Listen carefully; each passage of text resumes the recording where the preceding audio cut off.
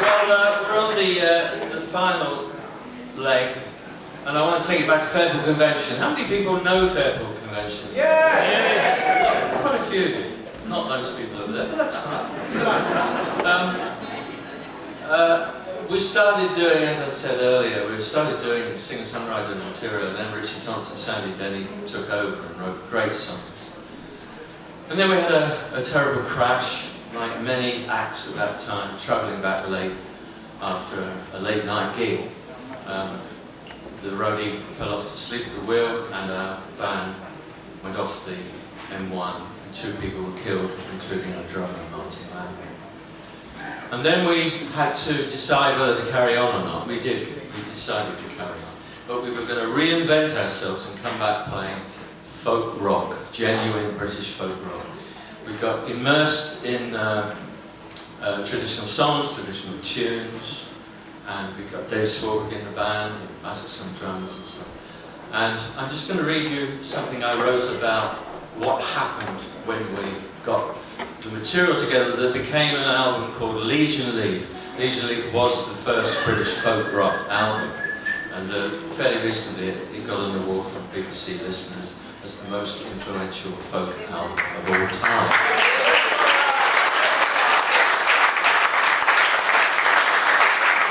When I'm asked about Legion Leaf, my mind goes back not to the recording sessions, nor to the publicity which surrounded its release, but to the country house where the dream became a reality.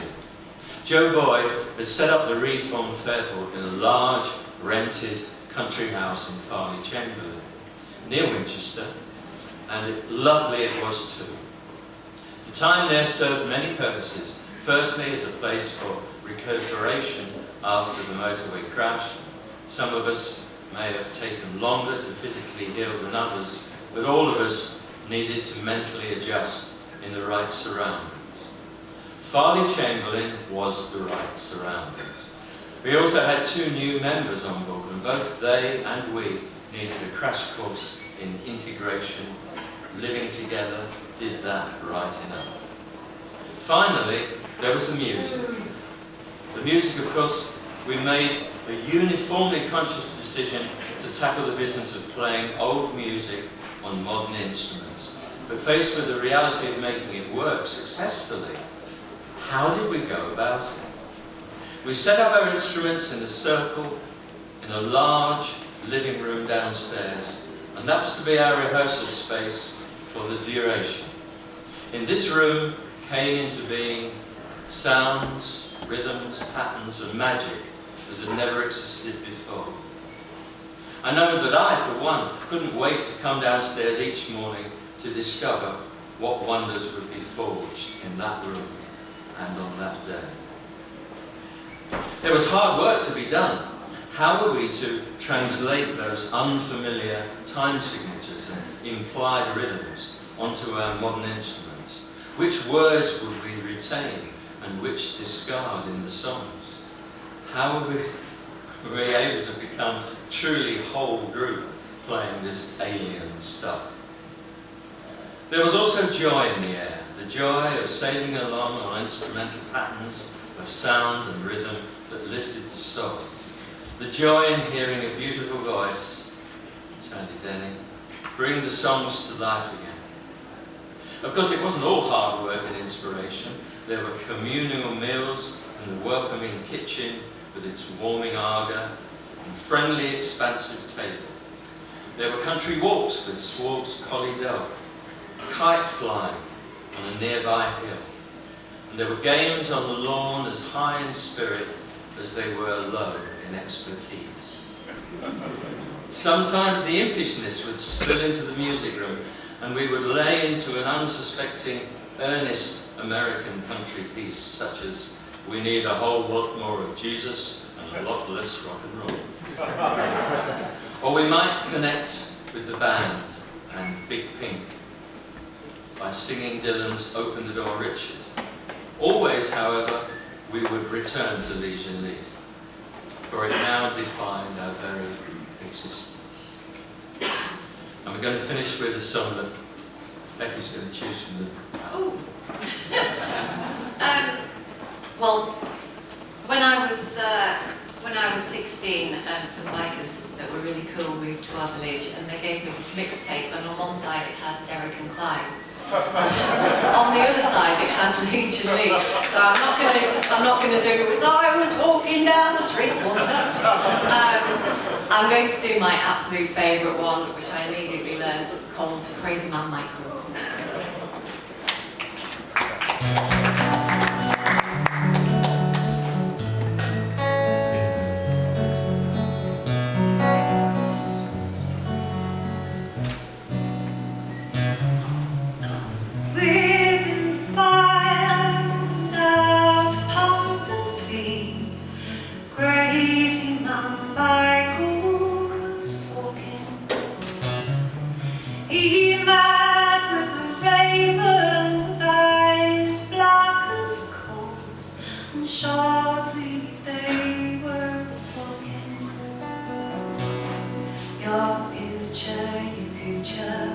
I will tell to you your future. You often have asked me for your true love died by your own right hand. That crazy man Michael will curse me. Michael he ranted, Michael he raved. His people always with his soul. He laughed and he cried, he shouted and swore, for his mad mind chatted with his soul. You speak with an evil, you speak with an hate, you speak for the devil that haunts me. For a machine of the fairest in all broad land, your sorcerer's words are to taunt me.